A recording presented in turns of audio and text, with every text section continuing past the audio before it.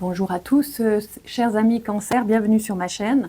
On va pouvoir regarder les énergies qui sont en vous, autour de vous, durant ce mois de décembre 2025. On verra dans les détails les postes de la vie habituels.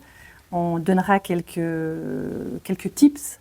On verra aussi l'énergie globale et l'énergie de fin de mois. J'ai à vous dire en fait que dans la description, vous avez toutes les possibilités pour me rencontrer si vous voulez un tirage plus personnel. Si vous voulez prendre connaissance de ce que je fais, des livres que j'ai écrits, etc., etc. Et évidemment, pour me suivre sur les réseaux. Voilà, n'oubliez pas de liker, de vous abonner si le compte vous plaît, et puis de partager, éventuellement de noter des petits commentaires qui aident tout le monde finalement à comprendre votre signe, et d'aller voir votre signe complémentaire, donc votre ascendant. Prenez avec du discernement tout ce que je dis, évidemment c'est pour un collectif. Donc il y a des choses à prendre, d'autres à ne pas prendre. Restez droit dans vos bottes, décidez par vous-même. Moi je vous fais pas part de décision, je vous donne des tendances énergétiques qui concernent votre signe. Voilà, on va entrer dans votre jeu.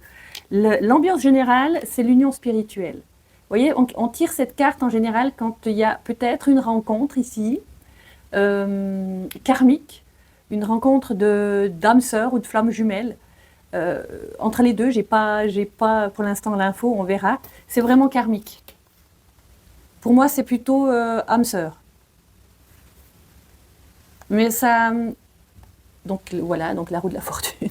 C'est donc le karma. Ça veut dire que c'est quand même une relation qui vient vous toucher les tripes et le cœur et qui vous met quand même dans une ambiance assez extraordinaire, qui peut vous dire que vous êtes amoureux en fait. Ou amoureuse, hein. Vous le mettez un peu à la sauce du jour. On va voir votre propre énergie à vous. C'est la carte de la fertilité, donc de l'impératrice. La carte où il y a, vous voyez, une ouverture du cœur, une propension en fait à être du point de vue énergétique dans la création. Vous êtes ouvert, vous êtes receveuse ou receveur. Il y a quelque chose là, une énergie très plaisante et très séduisante en vous. Qui est là, manifestée durant tout ce mois apparemment. Il y a de nouveau une roue de la fortune ici. Donc il y a une sorte de retard, une sorte d'arrêt sur image. Quelque chose vous fait rebondir, vous fait voir votre côté féminin sacré, voyez? Et c'est probablement cette ambiance-là. Alors si c'est pour les femmes, voir votre côté féminin sacré, c'est votre côté de séduction, votre côté peut-être qui n'a pas été nourri jusqu'ici dans la vie de tous les jours, de couple, etc. Et ça fait vraiment boum boum dans le cœur et les tripes. Hein. On a encore une carte que j'ai tirée pour complémenter cette carte de l'impératrice, c'est le chariot. Le chariot voit droit devant et fait le mouvement d'aller droit devant. Alors justement, comme il vous est arrivé cette énergie-là amoureuse, on va dire, qui entre dans votre vie, ça stimule quelque chose dans votre impératrice énergétique intérieure. Et ce qui est stimulé, c'est cette envie de répondre à cette énergie.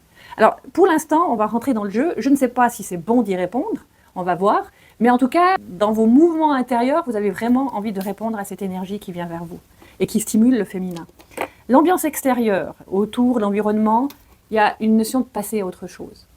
Donc ça, c'est dans un mouvement des gens autour de vous, passer à autre chose, quelque chose qui n'est peut-être pas nourri, hein, partir de l'ombre vers la lumière. Et il y a une notion de temps ici. Ce personnage a un gousset dans la main. C'est comme si c'était le temps que des énergies bougent autour de vous. On a encore la carte de l'amoureux. Et ça veut dire aussi ici implicitement qu'il y a une décision à prendre. Peut-être quelqu'un autour de vous doit décider, ou vous attendez une décision que cette personne doit prendre. Est-ce que c'est dans votre vie de couple? Je ne sais pas, on va voir, on va rentrer. Il y a une notion d'abondance aussi là-dedans, une notion d'argent. Alors est-ce que ça fait partie de votre couple actuel? Est-ce que vous êtes tombé amoureux de quelqu'un, d'une tierce personne? Il y a une notion abondante ici aussi, où en fait vous ne manquez de rien quelque part. C'est juste au niveau probablement de votre subconscient qui travaille beaucoup, en lien avec une énergie qui est venue de l'extérieur. Alors, si on regarde maintenant votre blocage, on a retrait affectif. Ça vous demande, peut-être c'était ça aussi l'idée, quand on regarde votre environnement où ça sent un peu l'ennui, bien que c'est satisfaisant quand même, besoin d'un retrait, de vous retrouver, vous, de savoir un peu qui vous êtes, c'est un peu dans ce goût-là. Il y avait la carte de l'infortune, alors c'est pas forcément l'infortune au niveau économique, c'était plutôt ça vous tire quelque chose qui vous tire en arrière, de vécu depuis longtemps, qui peut-être ne vous correspond plus, quelque chose de vieux, vous voyez, comme cette vieille personne qui marche avec sa canne, qui a des oripeaux, etc. Ça vient de votre subconscient, c'est une carte saturnienne. Comme si dans votre subconscient, quelque chose revenait à la surface et que vous êtes en train de gentiment, peut-être même inconsciemment, mais de nettoyer, en fait. Et probablement que vous le faites parce qu'on a tiré la tour. Et ça, c'est quand même dans votre défi du mois. La tour, c'est donc une énergie extérieure qui, pour moi, est celle-ci. Donc, vous avez eu un crush, et ce crush-là est en train de venir vous dire des choses au niveau énergétique. Ça chamboule beaucoup, hein. Donc ça fait du nettoyage. J'arrive pas à avoir une image nette. La tour, vous voyez, c'est comme si on passait un coup de balai sur le sommet, donc c'est comme si c'était votre crâne, votre ego, avec plein de petites choses qui doivent tomber. C'est une prise de conscience nette des choses qui doivent être réévaluées dans votre vie. Ensuite, la clé, la solution, repos et rajeunissement. Donc ça ressemble quand même un petit peu à ce retrait affectif, n'est-ce pas? C'est être consciente que quelque chose vous arrive, c'est une information qui arrive vers vous, même si ça prend cette image. Et cette information vous montre en fait où vous en êtes à ce niveau-là.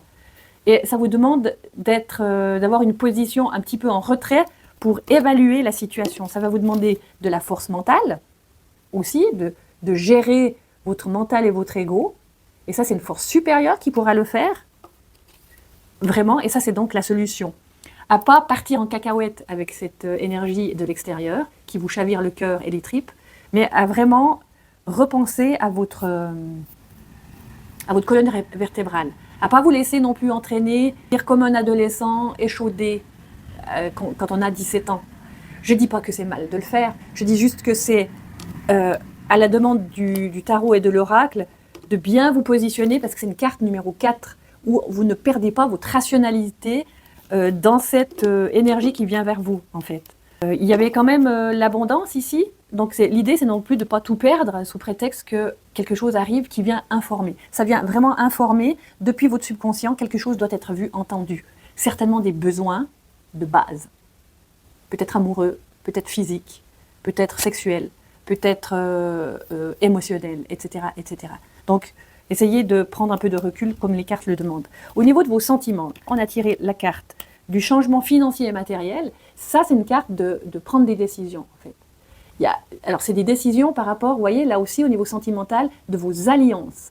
Alors, comme on a vu qu'il y avait une relation qui entrait, donc peut-être qu'il y a une tierce personne qui est entrée dans votre couple, et que cette tierce personne éclaire finalement des manques qu'il pourrait avoir dans votre propre couple actuel. Je pense que c'est plus de cet ordre-là, et ça vous fait réfléchir sur votre alliance, peut-être sur votre mariage, ou en tout cas sur votre relation. On demande aussi avec la papesse de vous poser, voyez, de vous poser, c'est un peu comme la carte tout à l'heure du repos et du rajeunissement. La papesse, c'est de réfléchir, mais de vous poser à un endroit et d'écouter ce qui se passe en vous. L'écoute intérieure, par rapport à qui vous êtes. Et ça va être la clé de votre destinée. En fait, ce qui arrive ici de l'extérieur, qui vous chamboule, c'est vraiment, on va dire, ça fait partie de ce que l'univers met sur le chemin comme épreuve. Mais ça peut être, les épreuves, c'est jamais négatif. Peut-être dans le moment, oui, des fois, ou hyper positif, hyper excité, etc. L'idée, c'est de ne pas perdre le nord avec ce qui vient. Vous voyez où je vous emmène? Au niveau du travail, on a tenir bon. Alors, est-ce que vous êtes fatigué? J'en sais rien. En tout cas, il y a un message quand même, un tout petit peu de fatigue parce qu'on a la carte de la maladie. Alors, ça ne veut pas dire que vous êtes malade. Ça veut simplement dire qu'on vous prévient que tenir bon, qu'est-ce que ça veut dire, tenir bon? Est-ce qu'on est dans l'excès? Encore une carte lunaire, ça veut dire que c'est encore aussi votre subconscient qui doit comprendre des choses, que c'est pas forcément la voie comme on travaille, c'est pas forcément vous n'avez pas forcément choisi jusqu'à maintenant quelque chose de juste pour vous. Que ce soit au niveau du stress ou alors de la manière que vous voyez le travail en fait. Et que vous le ressentez tous les jours quand vous allez travailler. Et il y a cette carte qui vient compléter, c'est l'étoile. La carte de l'étoile, si on regarde ici, en fait, il y a un personnage avec un ventre qui parle. C'est d'être à l'écoute. Quand je vous parle de vos tripes, là, c'est vraiment ça. Hein. C'est écouter vos tripes et écouter votre cœur. Mettez à nu ce qui a besoin d'être mis à nu. Voyez, pour être dans quelque chose de vrai. parce qu'il y a une espèce d'impulsion, comme si c'était des mouvements qui vous poussent vraiment malgré vous et que vous n'avez plus le contrôle. Alors ça peut être ok, mais il faut juste voir à l'intérieur de ce ventre, qu'est-ce qui est dit, hein? Donc prenez du temps, comme on a vu, ça c'est la solution, pour savoir un petit peu ce qui est dit. Au niveau de l'argent, on a tiré au niveau de l'argent le conflit mental. On réfléchit beaucoup, on est dans sa tête. Ça ne veut pas dire qu'on a un problème d'argent, ça veut dire qu'on a vraiment une réflexion tournée sur l'argent, des calculs qui nous met un petit peu en vrac. Ça nous met le ciboulot à l'envers, tout simplement parce que ça a besoin d'être compris, on a besoin d'être rassuré, alors qu'on avait quand même l'abondance dans votre environnement, hein, qui vous montre que vous touchez à l'abondance, en tout cas dans votre environnement. Vous touchez aux alentours de vous. Alors, est-ce que c'est votre partenaire actuel qui est aussi dans l'abondance? Est-ce que vous vous préparez à faire des calculs? Je ne sais pas. Mais en tout cas, il y a quelque chose là qui est vraiment appuyé, qui vous fait mal à la tête. Et c'est vraiment au niveau de l'argent. On a peur, en fait. C'est ce qui est dit. On a peur, en fait, d'être volé. On a cette peur. Parce que la situation est en train de changer. Parce que vous posez 1000 questions sur « mais si je fais ci, qu'est-ce que ça va advenir ?» et bla, et bla, et bla, bla. Vous voyez? Et là, on a le soleil.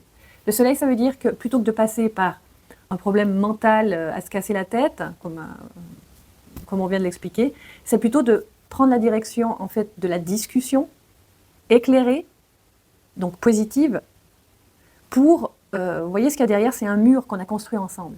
Et voir et parler de ce qu'on a construit ensemble. Et de cette discussion, au sujet de l'argent, peut-être même de votre patrimoine, va ressortir quelque chose de bon. Pourquoi? Parce que c'est le soleil. Pourquoi? Parce que vous avez pris la bonne et sage décision de parler et de communiquer, d'être franc et intègre. Ensuite, on a l'amour, donc les relations, ça peut être relations amoureuses, ça peut être les relations en général qu'on a. On a quand même la carte numéro 13, qu'on appelle dans le tarot de Marseille la mort. Mais ça ne veut pas dire la mort physique, ça veut dire que c'est une transformation au niveau de l'amour et de la relation. Ça veut dire que quelque chose s'arrête ici, vraiment.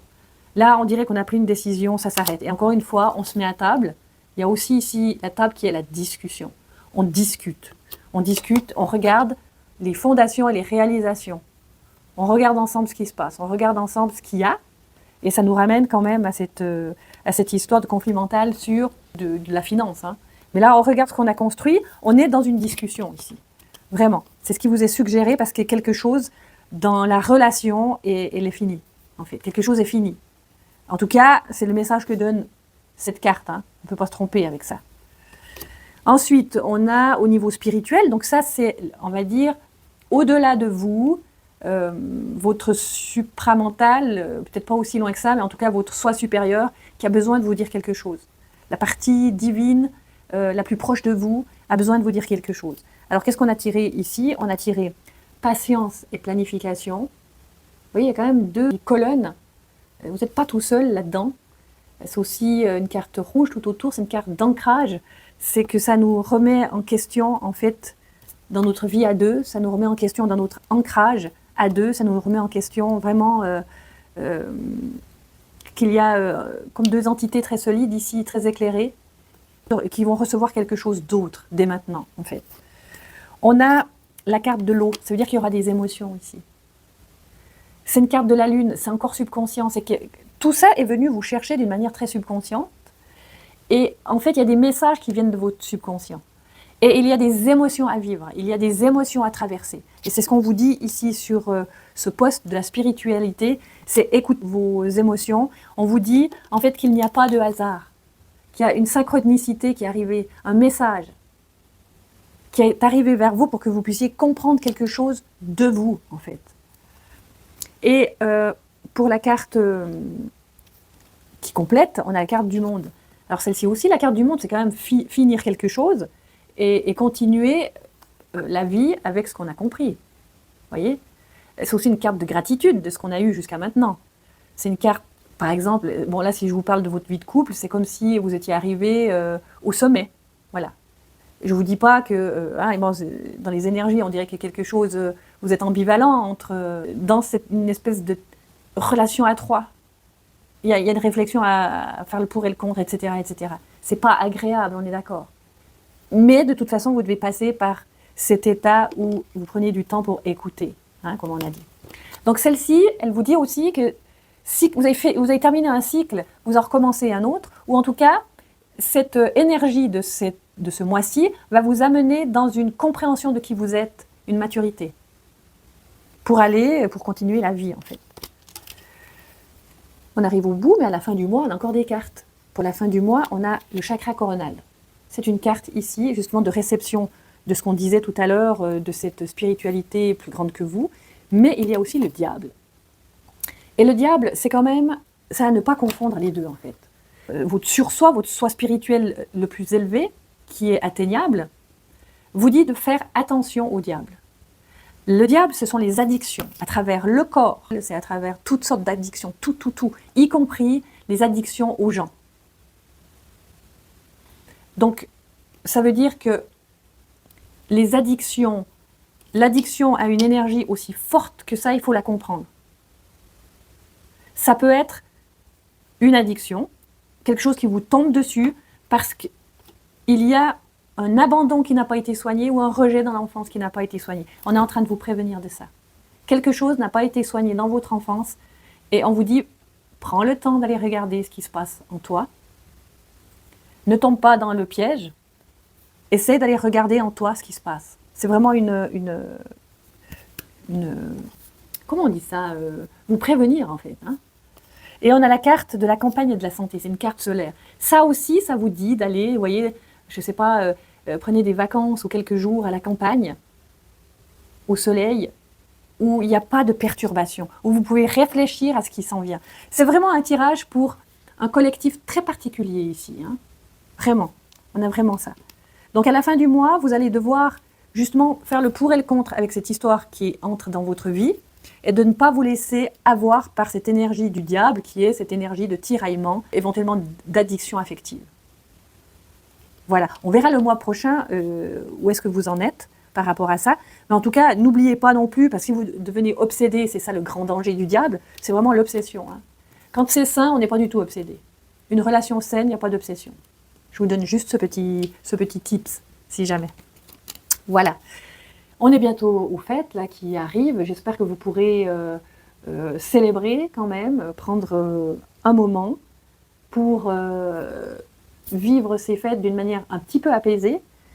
Pour le groupe collectif pour qui je viens de parler, eh ben, ça n'empêche pas non plus d'être dans des relations belles, et d'être intègre dans ces relations et de vraiment de prendre le temps pour voir et sentir ce qui vient en nous bousculer, sans forcément tout de suite émettre à l'extérieur ce qui vous chahute.